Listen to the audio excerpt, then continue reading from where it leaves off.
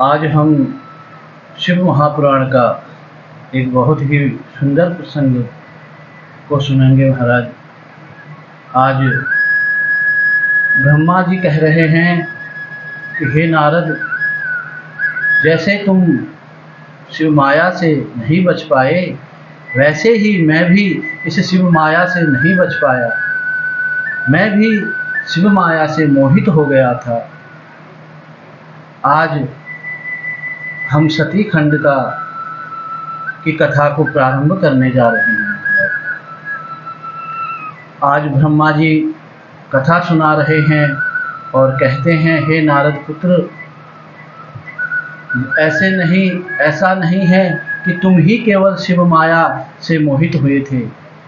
शिव माया से तो बड़े बड़े संत भी मोहित हो जाते हैं। बड़े बड़े संत भी मोहित हो जाते हैं महाराज। देवता भी मोहित हो जाते हैं। कहते हैं, ज्ञानी नाम अपि चेतांसि ही देवी भगवती हिसा बलाद आकृष्य मोहाय महामाया तरयच्छति। शिव माया से बड़े बड़े ऋषि मुनि भी आकर्षित हो जाते हैं महाराज। और शिव माया ऐसी है कि बड़े बड़े जो महात्मा हैं, बड़े बड़े ज्ञानी हैं, वह भी मोहित हो जाते हैं। तो नारद कहते हैं, ब्रह्मा जी, हे नारद, एक बार मैं भी उस शिव माया से मोहित हो गया था।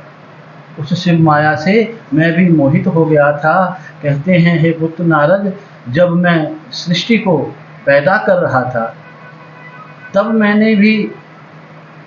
मैंने तब तुझे पैदा किया, सप्त ऋषियों को पैदा किया, दक्ष को पैदा किया। तो जब ब्रह्मा जी ने सृष्टि को जब पैदा किया, तो एक संध्या नाम की देवी को भी प्रकट किया महाराज।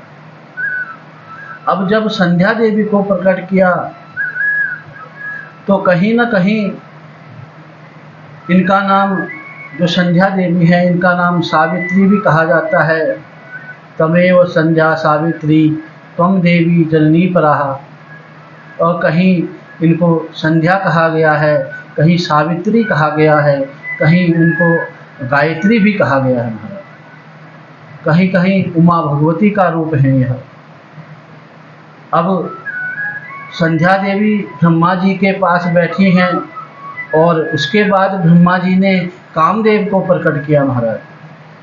तो कामदेव दोनों हाथ जोड़ करके बोला, हे पिताजी, आप मेरे पिताश्री हैं, मैं आपका पुत्र हूँ। आपने मुझे क्यों प्रकट किया? मेरा क्या कार्य है? मेरा क्या नाम है? मेरा क्या उद्देश्य है? हे पिताश्री, कृपा करके आप मुझे बताओ कि मेरा कार्य क्या है। कृपा करके मुझे बताइए। तो नारद जी तो उन्होंने कहा, ब्रह्मा जी ने कहा कि हे पुत्र, तुम सबके अंदर काम वासना पैदा करो, इसलिए तुम्हारा नाम आज से कामदेव होगा। तुम सबके अंदर काम पैदा करो, काम का उत्पीड़न करो, काम को बढ़ाओ, इसलिए तुम्हारा नाम कामदेव होगा। तो कामदेव जी ने कहा कि हे पिताजी, मैं काम को कैसे पैदा करूं? मेरे पास तो शक्तियां हैं ही नहीं। मैं कैसे जीव के अंदर काम शक्ति को पैदा करूंगा? तब ब्रह्मा जी ने क्या किया कि उस कामदेव को एक दिव्य धनुष दिया महाराज, और 5 काम बाण दिए। शिव पुराण के सती खंड में बड़ा ही सुंदर प्रसंग आया है महाराज। कहते हैं कि अनेन त्वं स्वरूपेण पुष्प बाणेश पंचभिः मोहयन पुरुषान स्त्रीशान पुरुषिष्टि सनातनी। कहते हैं ब्रह्मा जी कि हे पुत्र, तुम सबके अंदर काम पैदा करो और सृष्टि को आगे बढ़ाओ। ऐसा ब्रह्मा जी ने कहा। तब कामदेव ने कहा कि हे पिताजी, मेरे अंदर कोई शक्तियाँ तो हैं नहीं, मैं कैसे करूं? तो 5 काम बाण दिए ब्रह्मा जी ने कामदेव को। कौन कौन से 5 बाण हैं महाराज? ब्रह्मा जी ने कौन कौन से 5 काम बाण दिए? हर्षणम, रोचनम, नाख्यम, मोहनम, शोषणम तथा मारणम चेति प्रोक्तानि मुने मोहीकरान्नपि। ये 5 बाण दिए महाराज ब्रह्मा जी ने। कौन कौन से 5 काम बाण दिए? रोचनम, हर्षणम, मोहनम, शोषणम और मारणम। इन 5 काम बाणों से आज तक इस ब्रह्मांड में कोई नहीं बच पाया है महाराज। इन 5 जो बाण हैं, इन 5 बाणों से आज तक कोई नहीं बच पाया। जिसके ऊपर भी कामदेव ने इसका प्रहार किया है वह बच नहीं पाया महाराज। ऐसा दिव्य धनुष दिया। कहा है कि ये पुत्र कामदेव, तुम जगत के जितने भी नर नारी हैं, जितने भी प्राणी हैं, जितने भी जीव हैं, जितने भी जंतु हैं, सबके अंदर काम पैदा करो। हे पुत्र कामदेव, तुम हर प्राणी के अंदर इस काम वासना को जागृत करो। अब कामदेव ने कहा, जो आज्ञा पिताजी। अब कामदेव ने सोचा कि मेरे पिताजी ने यह सुंदर धनुष दिया तो है, ये काम बाण दिया तो है, इन बाणों में कोई शक्ति है कि नहीं है? केवल दिखाने के लिए तो नहीं दे दिया। तो कामदेव ने सबसे पहले अपने पिता ब्रह्मा जी पर ही उन काम बाणों का प्रयोग कर दिया महाराज, और अपने पिता ब्रह्मा पर ही इन काम बाणों का प्रयोग कर दिया। अपने काम बाणों को धनुष में चढ़ाया और 5 बाणों को चला दिया महाराज। जब काम बाण ब्रह्मा के हृदय में लगे तो केवल ब्रह्मा ही नहीं, यह कथा ब्रह्मा जी सुना रहे हैं महाराज नारद जी को। कहते हैं कि हे पुत्र नारद, मैं ही शिव माया से ग्रसित नहीं हुआ, केवल मैं ही शिव माया के बस में नहीं हुआ। उस सभा में जितने भी ऋषि बैठे थे, उस सभा में प्रजापति दक्ष बैठे थे, सबके मन में काम पैदा हो गया।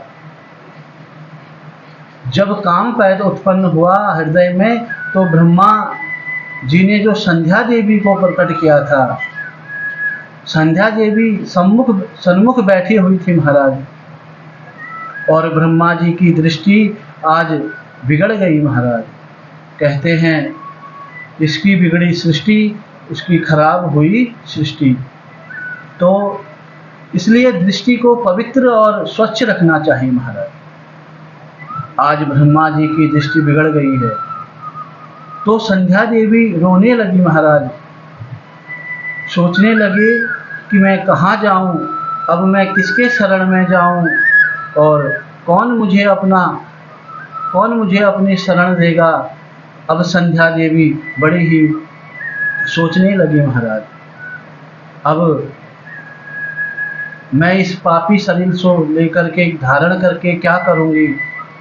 अब संध्या देवी ने आत्मदाह करने का प्रण किया महाराज। आत्मदाह करना बहुत बड़ा दोष है महाराज, बहुत बड़ा पाप है।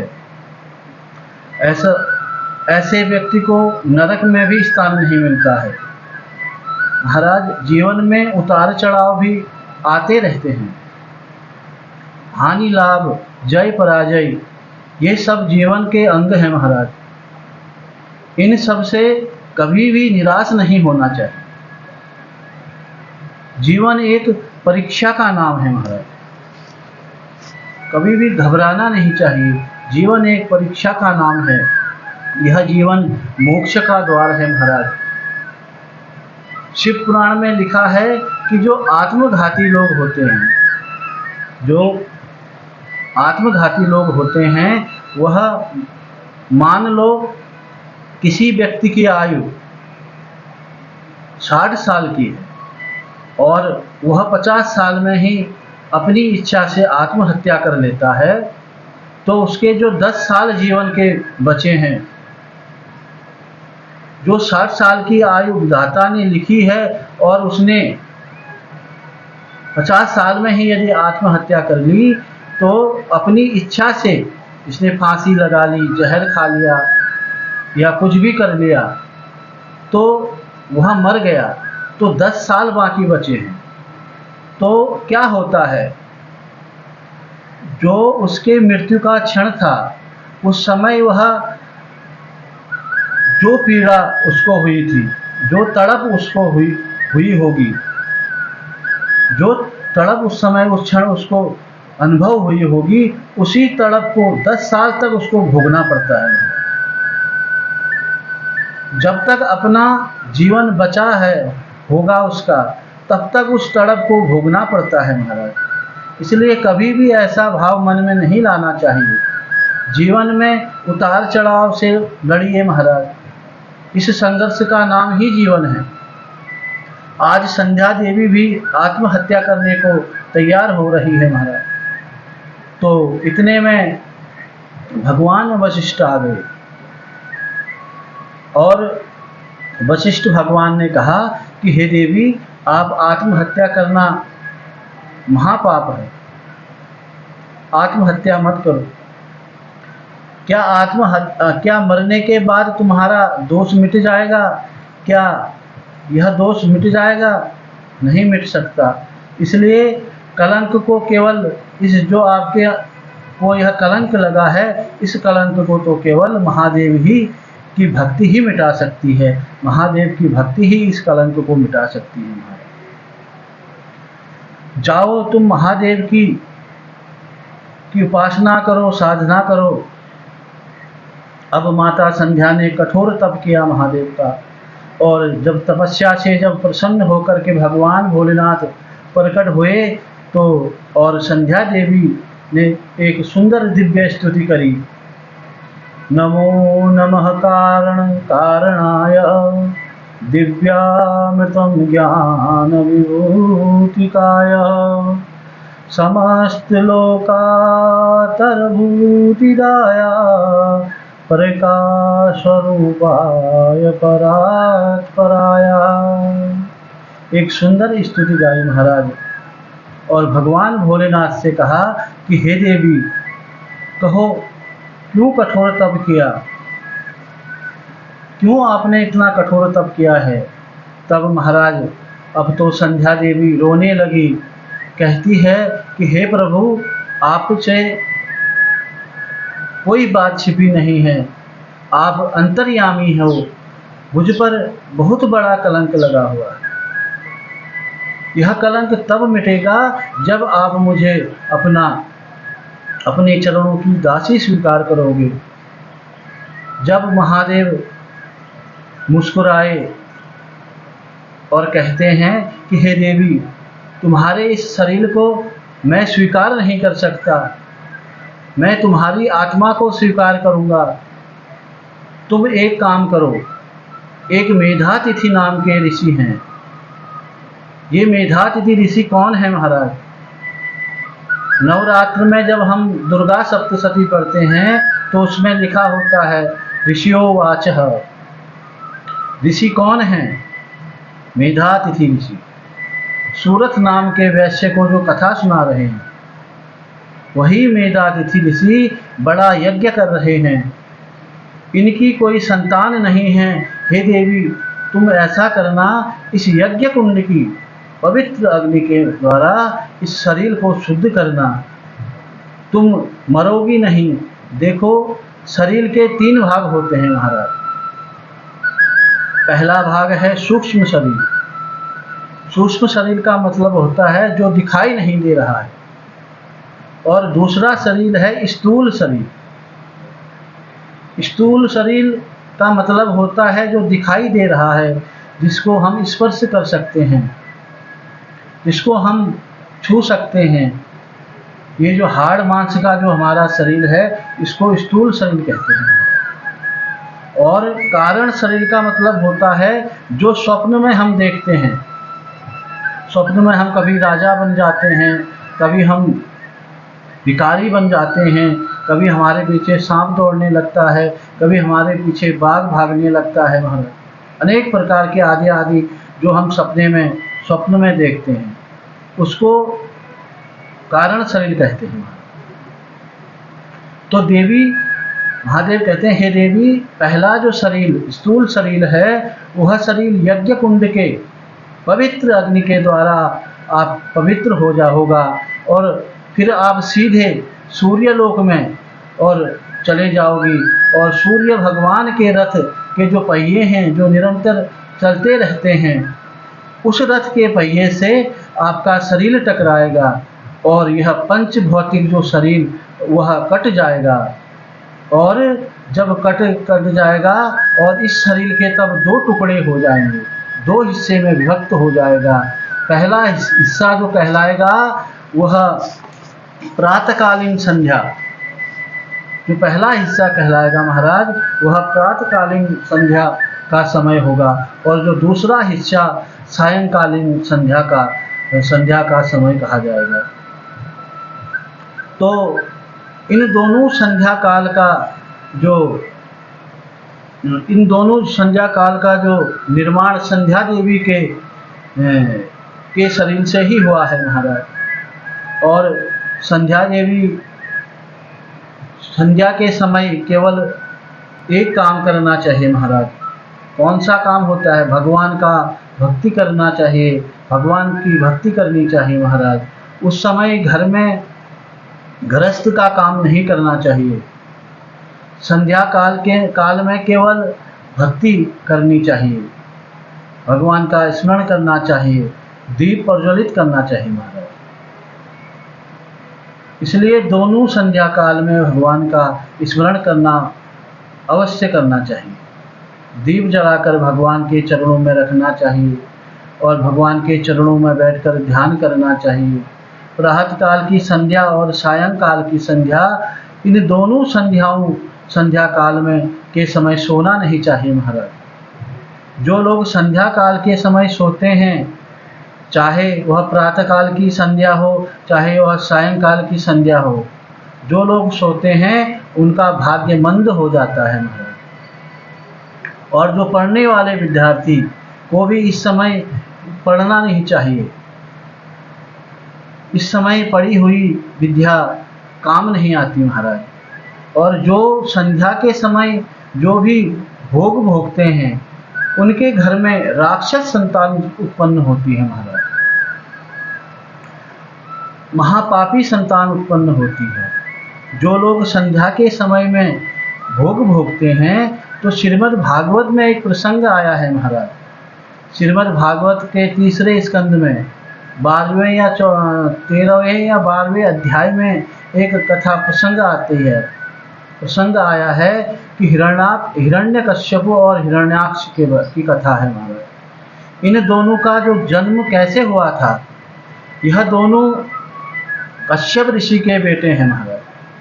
कश्यप ऋषि और दिति के पुत्र हैं यह। एक दिन दिति ने क्या किया कि संतान की इच्छा के लिए संतान की याचना की महाराज। तो सायंकाल के समय संतान की याचना की, संध्या काल के समय। लेकिन ऋषि ने बहुत समझाया महाराज कि फिर भी वह संध्या देवी जो दिति जो थी वह नहीं मानी, जिद करने लगी।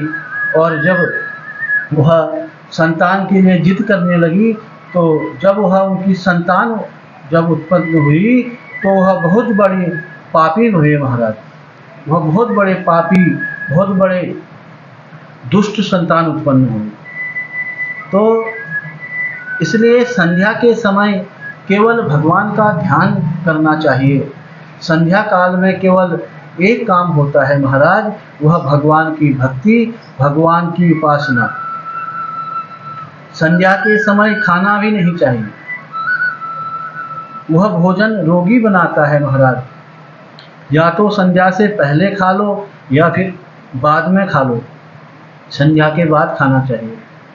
संध्या के समय भोजन करने से व्यक्ति रोगी होता है उदर रोग होता है महाराज। इसलिए संध्या काल में के समय घर में दीप प्रज्वलन करना चाहिए, भगवान का स्मरण करना चाहिए। ये दो तरह की संध्या काल संध्या देवी के स्थूल शरीर के दो भागों से उत्पन्न हुए हैं। दूसरा शरीर है कारण शरीर। उस कारण शरीर का कोई न कोई संबंध होता है महाराज। जो स्वप्न में देखते हैं उस कारण शरीर से हमारा कोई न कोई संबंध होता है। उस कारण शरीर का संबंध मेधातिथि ऋषि से था।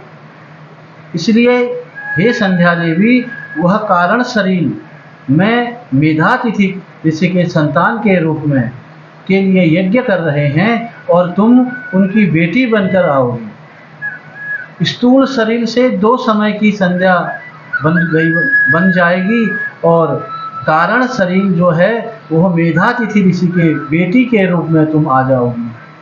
बाकी बचा तीसरा शरीर सूक्ष्म शरीर।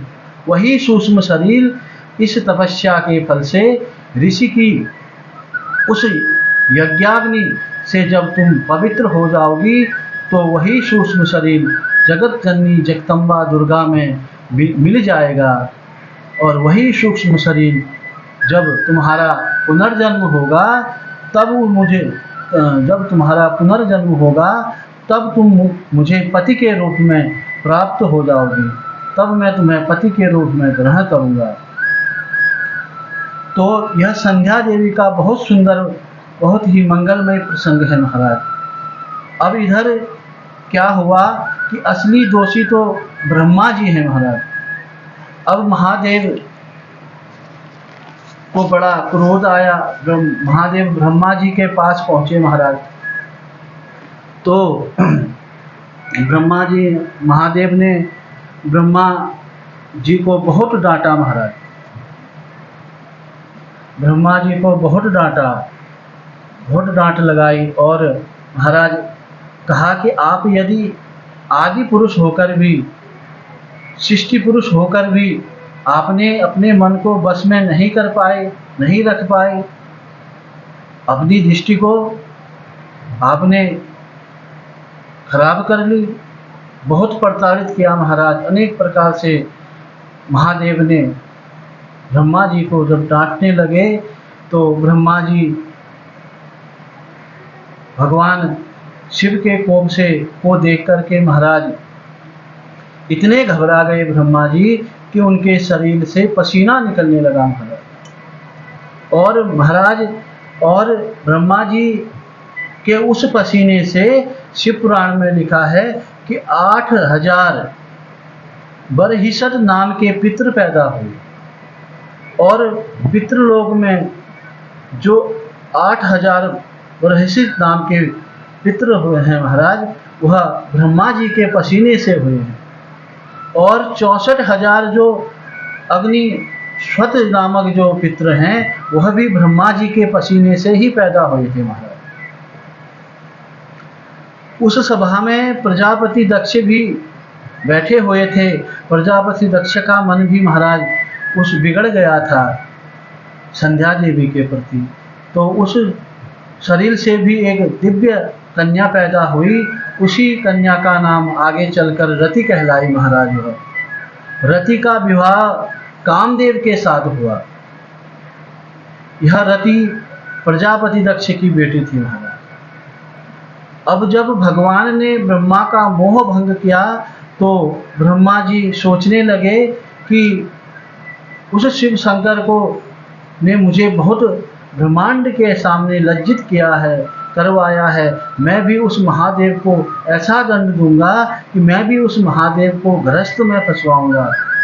और वही संध्या देवी शिव भगवान की अर्धांगिनी बनकर आई महाराज। जब प्रजापति दक्ष ने जब तपस्या करी माता जगदम्बा की और कहा कि हे माता, आप मेरी पुत्री बनकर मेरे घर में आना और मुझे आपका पिता बनने का सौभाग्य प्राप्त कराना। इनकी जो धर्मपत्नी का नाम है दक्ष की, उनका नाम है वृणी। भागवत में नाम आया है परशुति। जब दक्ष ने कठोर तप किया तो माता जगदम्बा इनके घर में दाक्षायणी बनकर आई महाराज। बोलिए जगदम्बे माता की जय हो। तो महाराज प्रजापति दक्ष धन्य है महाराज, इनकी 60 कन्याएं हुई, जिनकी 60 कन्याओं का, जिन्होंने 60 कन्याओं का कन्यादान किया। चंद्रमा की जो धर्मपत्नी है महाराज, 27 नक्षत्र, अश्वनी, भरणी, कृतिका, रोहिणी, ये 27 नक्षत्र हैं महाराज। और ये सब प्रजापति दक्ष की बेटियां हैं।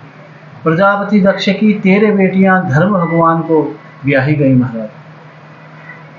सबसे छोटी बेटी का नाम सती है महाराज। सती दाक्षायणी बनकर आई। माता सती का विवाह महादेव के साथ हुआ महाराज। सभी देवताओं ने आग्रह पूर्वक कहा कि हे प्रभु, आप सती माता को स्वीकार कर लीजिए, यही संध्या देवी है। आपने संकल्प किया है, वचन दिया है, आशीर्वाद दिया है, इसको स्वीकार कर लीजिए। और महादेव ने विवाह के लिए स्वीकृति प्रदान कर दी महाराज। और सती माता के साथ महादेव का विवाह हुआ, शिव शंकर भगवान का विवाह हुआ महाराज। अब विवाह क्यों होता है महाराज? विवाह धर्म की रक्षा के लिए किया जाता है। विवाह धर्म की रक्षा के लिए किया जाता है। जब हम पति के साथ, जब हम विवाह केवल धर्म की रक्षा के लिए किया जाता है, घूमने फिरने के लिए नहीं होता महाराज। विवाह को पति के साथ जब धर्मपत्नी बैठती है तब वह धर्मपूर्ण माना जाता है महाराज। तीर्थ यात्रा करो, तप करो, धर्म, जो भी धर्म का कार्य है, कुछ भी तभी पूर्ण होता है जब वह धर्मपत्नी के साथ किया जाता है। कुछ भी करना हो तो धर्मपत्नी से यह कर्म, धर्मपत्नी के बिना यह कर्म अपूर्ण माना जाता है। जो पति का धर्म को बढ़ाती है वही धर्मपत्नी है महाराज। इसलिए विवाह धर्म की रक्षा के लिए, धर्म को बढ़ाने के लिए विवाह किया जाता है। बड़े बड़े महात्मा ऋषि जो हुए उन्होंने भी महाराज शादी की, विवाह किया, गृहस्थ जीवन में रहे। क्योंकि कहते हैं कि धन्यो गृहस्थ आश्रमः, क्योंकि गृहस्थ आश्रम में धर्म की बड़ी सहजता से धर्म को किया जा सकता है महाराज। और धर्म को, विवाह को धर्म से जोड़ा जाता है।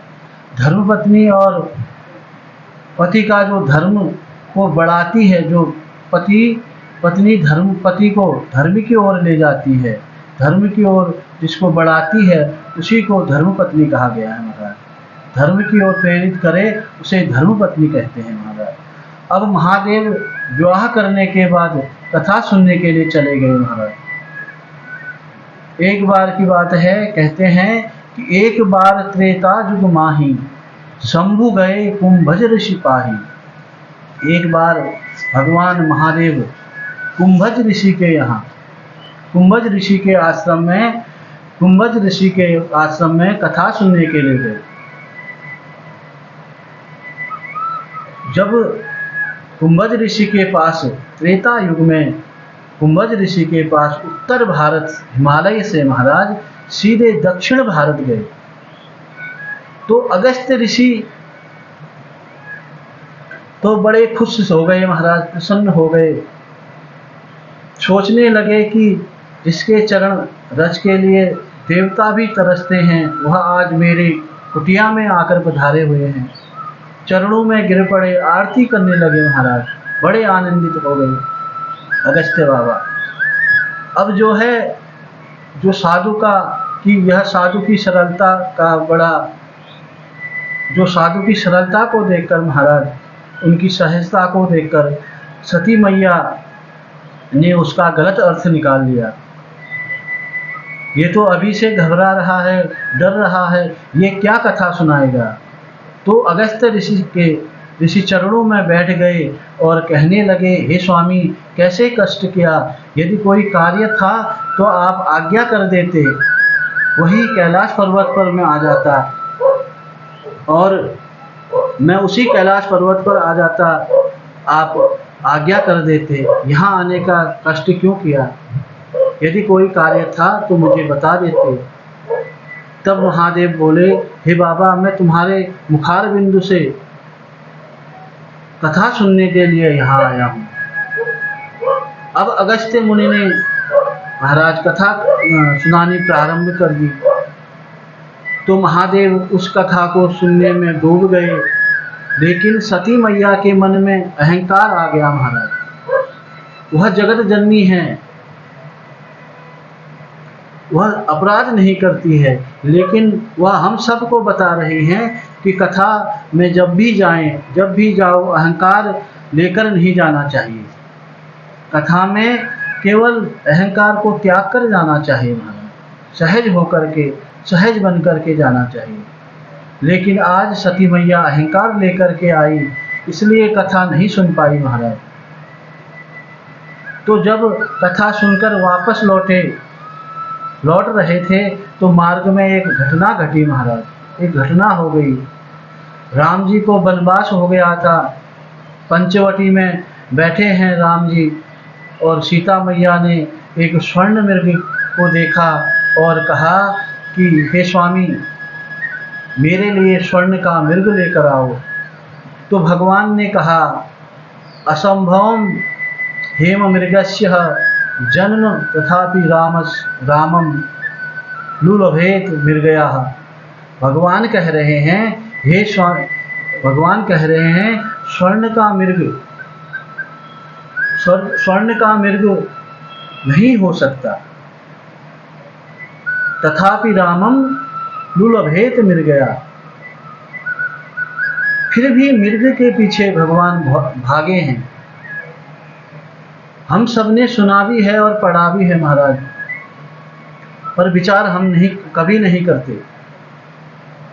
इसका मतलब क्या है, जीवन में जब हमारे साथ रहते हैं, तब हमको उनका महत्व पता नहीं लगता। महाराज,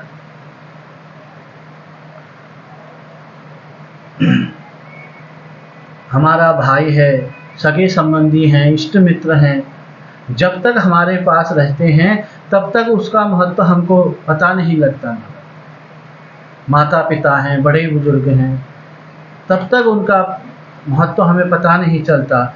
लेकिन जिस दिन वह हमें छोड़कर चले जाते हैं, दूर चले जाते हैं, तब हमें पता चलता है कि उनका महत्व हमारे जीवन में कितना है, कितना बड़ा योगदान था। तो जानकी मैया के संग में जब तक भगवान श्री राम थे, तब तक उनको स्वर्ण का मृग चाहिए था। और जब रावण ने उनको उठा लिया और सोने की लंका के बीच में ले जा कर के उनको बैठा दिया महाराज, तब पता चला कि जीवन में स्वर्ण की कोई कीमत नहीं है। जीवन में तो अपनों की कीमत होती है।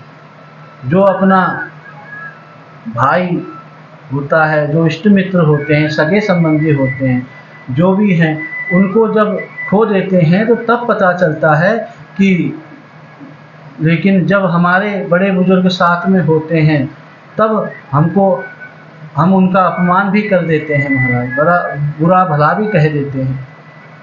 इसलिए जीवन में धन वैभव का महत्व नहीं है महाराज, जीवन में तो अपनों का महत्व होता है। जब भगवान राम साथ में थे तो उसको स्वर्ण का मृग चाहिए था सीता माता को, और जब रावण ने सोने की लंका में बैठा दिया तो तब पता चला कि जीवन में स्वर्ण का महत्व नहीं, जीवन में तो श्री राम का महत्व है।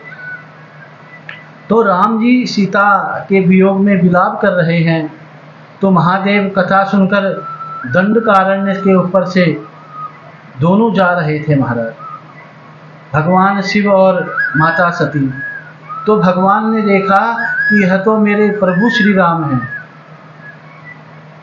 चरणों में प्रणाम किया और श्री राम ने भी भगवान शिव के चरणों में प्रणाम किया और भगवान शंकर ने भी भगवान श्री राम के चरणों में प्रणाम किया महाराज। दोनों ने आपस में एक दूसरे को प्रणाम किया। तो सती मैया पूछ रही है कि हे प्रभु, आपने किसको प्रणाम किया? सारे जगत के स्वामी तो आप हैं, आप तो महादेव हो, आपने इनको प्रणाम क्यों किया? तब महादेव कहते हैं कि यह सच्चिदानंद परमात्मा हैं, इसलिए हमने इनको प्रणाम कर रहे हैं। तो अब सती मैया ने गौर से देखा कि ये कैसे भगवान हैं जो अपने धर्मपत्नी के लिए रो रहा है, जो अपनी धर्मपत्नी की रक्षा नहीं कर पाया, जो अपनी धर्मपत्नी के लिए रो रहा है। प्रभु को लगता है कि आपको कोई भ्रम हो रहा है।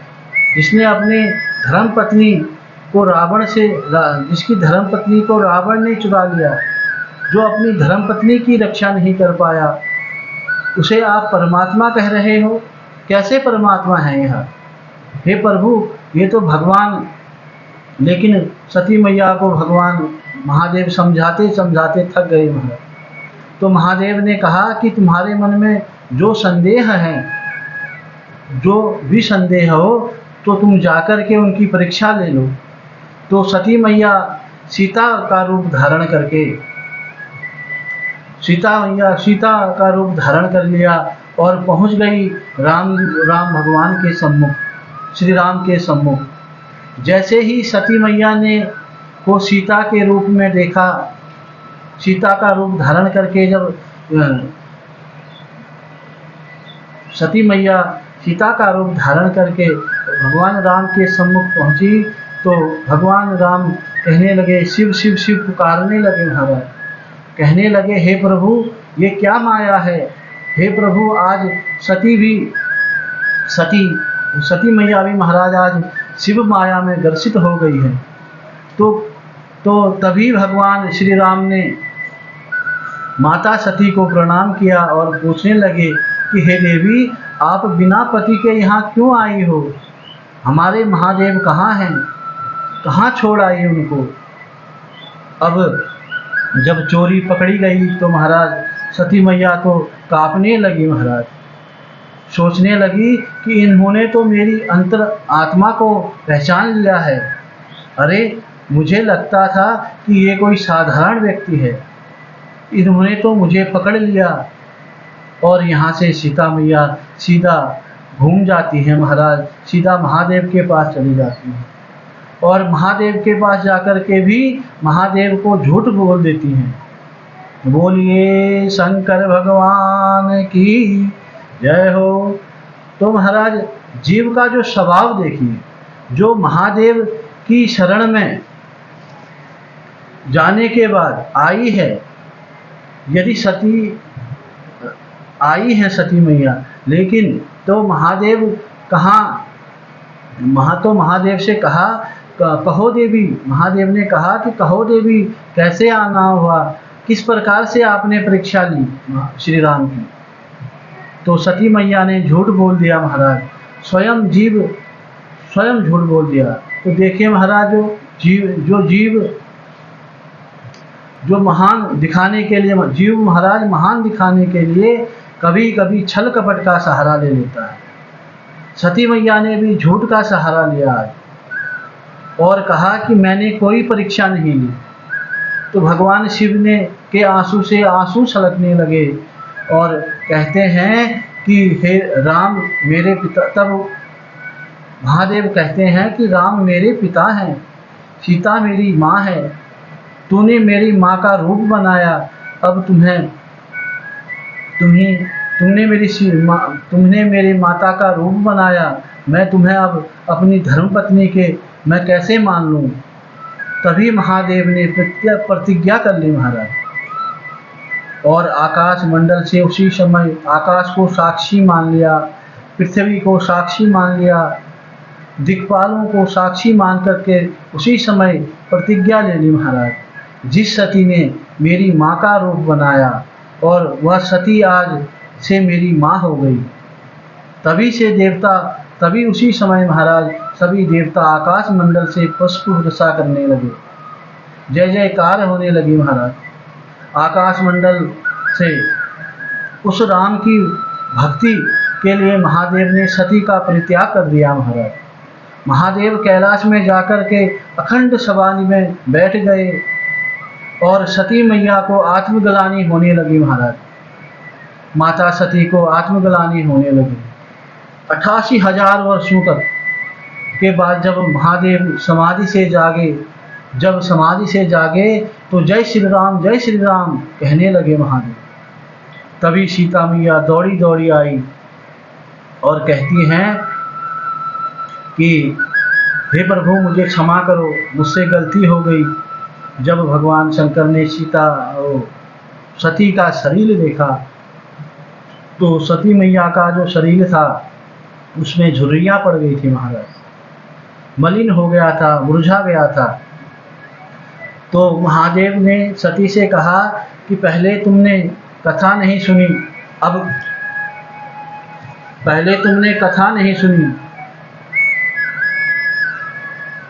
अब तो कथा सुन लो।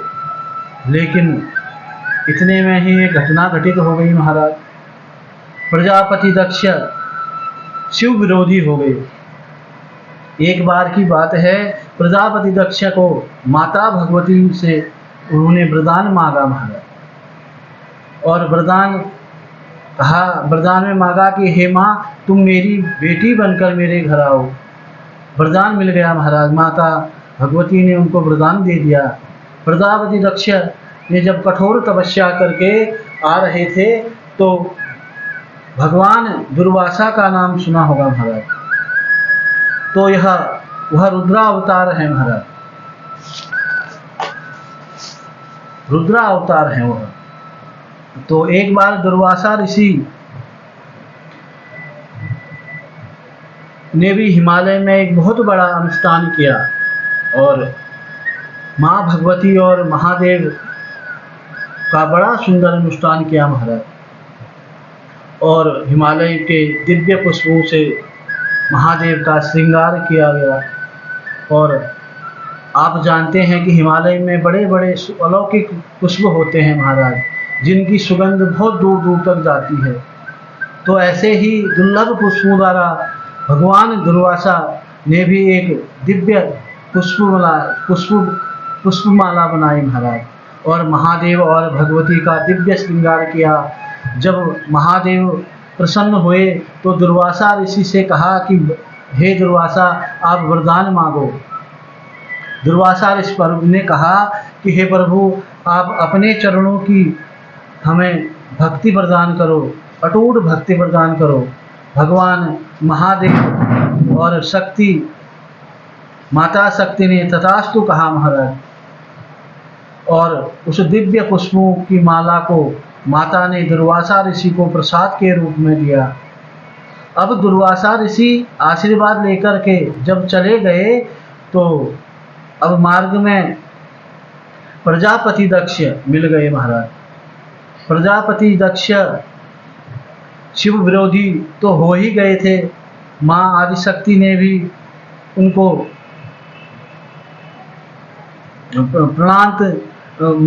माँ आदिशक्ति ने भी दक्ष को आशीर्वाद के रूप में दे दिया था। तो अब क्या कारण था कि माता सती ने प्राणांत क्यों किया? दक्ष क्या कारण रहा कि इसके पीछे? जब प्रजापति ने इन दिव्य पुष्पों की सुगंध को जब उसके नाक में पड़ी तो इन दिव्य सुगंधों को सूंघ करके प्रजापति दक्ष बड़े चौंके महाराज। वह प्रजापति दक्ष थे और श्रेष्ठ तो थे ही, राजा भी थे। तो जब दुर्वासा ऋषि के पास दिव्य पुष्प देखे तो चरणों में चरण पकड़ लिए महाराज और कहा कि हे स्वामी आप यह दिव्य पुष्प मुझे दे दीजिए। दक्ष तब दुर्वासा मुनि ने कहा कि हे राजा, हे दक्ष, मैं इन पुष्पों को आपको नहीं दे सकता, क्योंकि यह जो पुष्प हैं यह मुझे माँ भगवती ने प्रसाद स्वरूप दिए हैं। इसलिए यह पुष्पमाला मैं आपको नहीं दे सकता। लेकिन जब प्रजापति दक्ष ने विशेष अनुरोध किया, आग्रह किया, तो दुर्वासा ने यह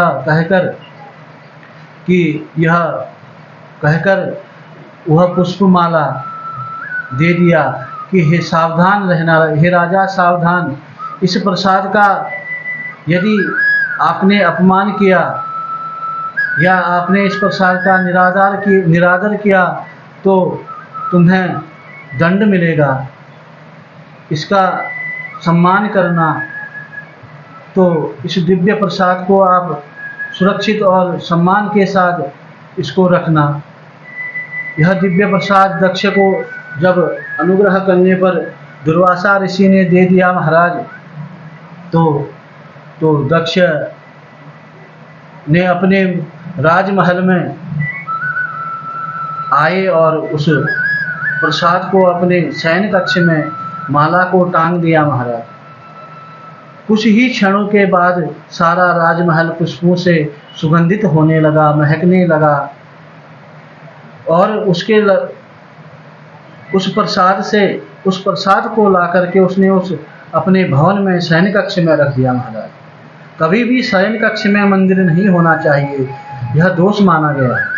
और आज दक्ष ने जब उस पुष्पमाला को शयन कक्ष में रखा तो वह पुष्पमाला का अपमान हो गया महाराज। आज दक्ष प्रजापति उस पुष्पमाला का अपमान हो गया।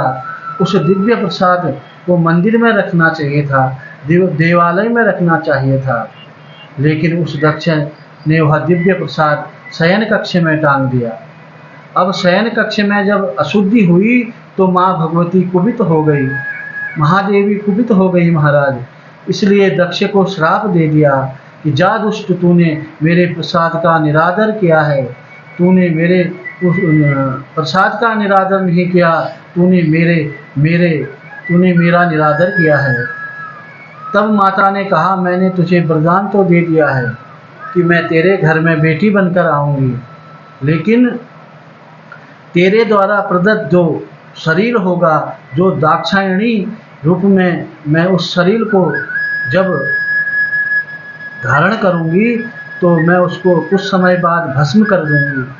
अब मैंने तुझे वरदान तो दिया है, मैं तेरे यहाँ बेटी बनकर आऊँगी, अवश्य आऊँगी, लेकिन ज़्यादा दिन तक दाक्षायणी शरीर को, ये दक्ष से जुड़ा हुआ शरीर जो है, मैं ज़्यादा दिन तक धारण नहीं करूँगी।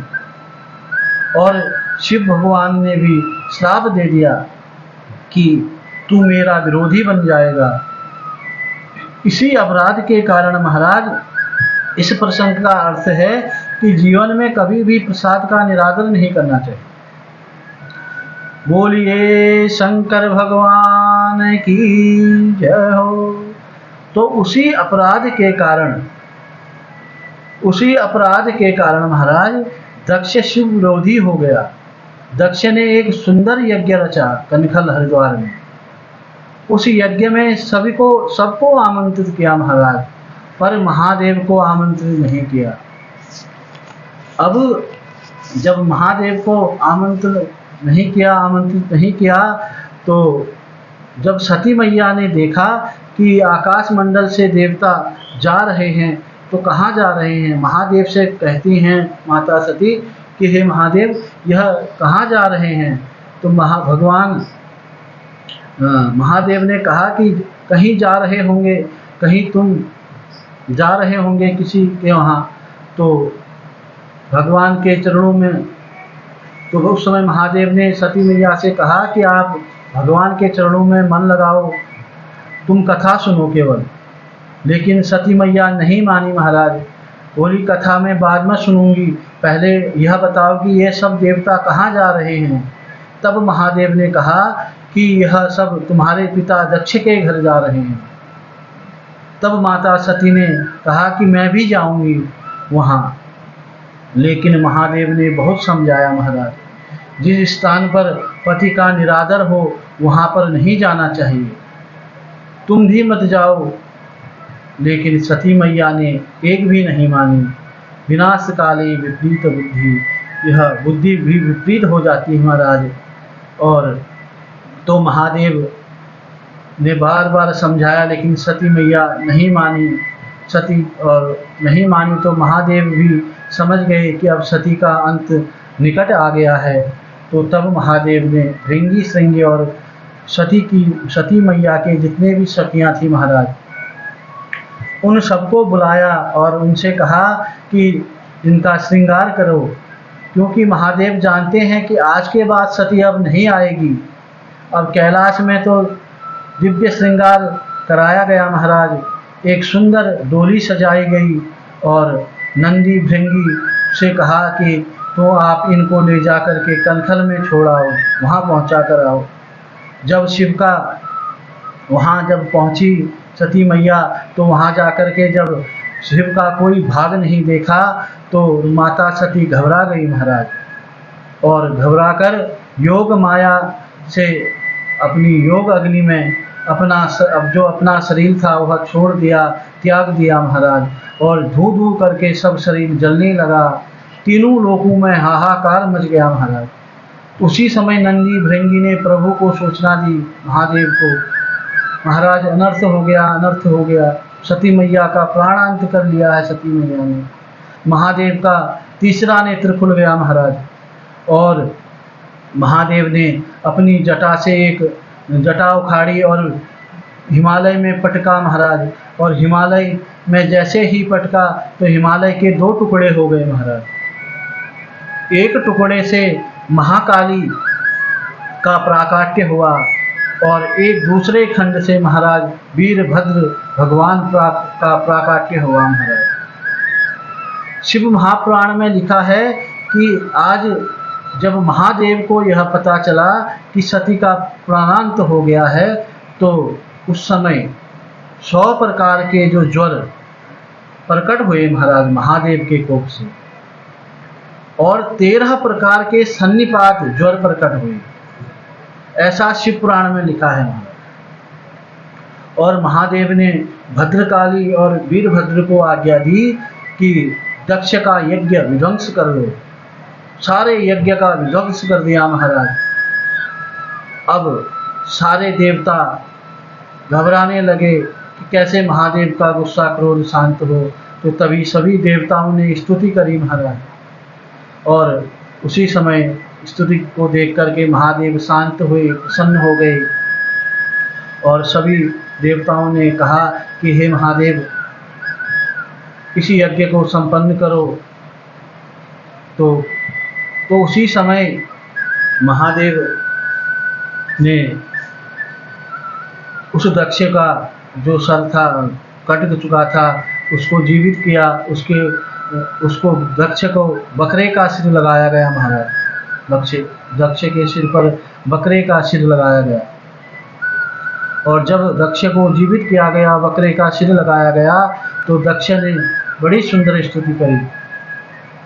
कहता है, नमामि देवं वरदं वरेण्यं महेश्वरं ज्ञाननिधिं सनातनं, नमामि देवाधिपतीश्वरं हरिं सदा सुखाढ्यं जगदेकबान्धवं, नमामि विश्वेश्वर विश्वरूपं पुरातनं ब्रह्म बीजातं रूपं, नमामि सर्वं भवभाव्यं परापरं शंकरमानतोऽस्मि। महाराज, जब यह किसने कहा? प्रजापति दक्ष ने।